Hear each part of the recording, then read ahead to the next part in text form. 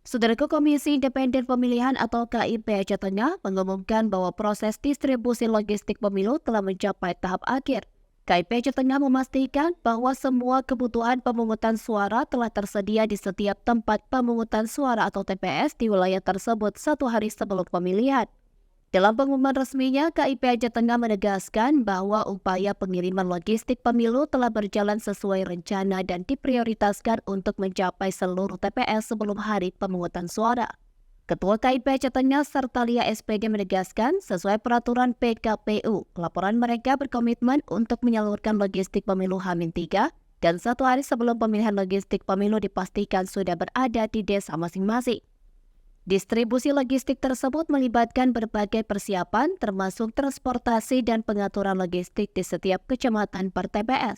Untuk keamanan, KIP Aceh Tengah meyakinkan masyarakat bahwa distribusi berjalan aman karena bekerja sama dengan Polres Aceh Tengah dan Bawaslu setempat. Dari Aceh Tengah, Romadani, Tribun Gayo.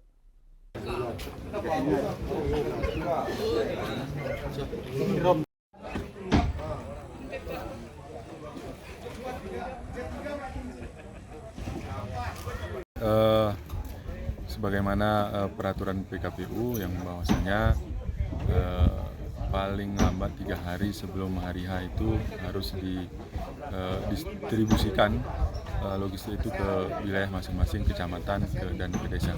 Dan terakhir 1 hari sebelum hari H itu dipastikan sudah harus berada di desa masing-masing. Dan terhadap keamanan pendistribusian logistik ini kita pastikan aman karena kita bekerja sama dengan kepolisian, juga Bawaslu, dan juga terhadap keamanannya dari pihak ketiga sudah menyiapkan truk masing-masing dari kebutuhannya masing-masing untuk kecamatan. Oke Bang, kemudian kapan dipastikan ini sampai Bang ke desa tersebut?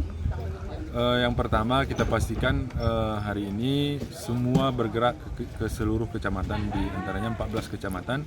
Kemudian dari kecamatan ke desa itu ada sebagian hari ini langsung disampaikan ke desa, sebagian ada yang harus sampai besok.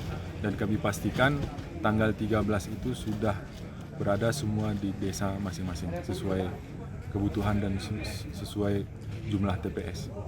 Ada berapa unit mobil yang hari ini dikerahkan Bang? Apakah satu mobil satu kecamatan atau bagaimana Bang?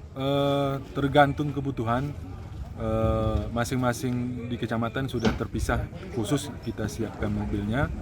Ada sebagian di satu kecamatan dia menyediakan 2 mobil, ada sebagian kecamatan kita sediakan harus 4 sampai 5 mobil.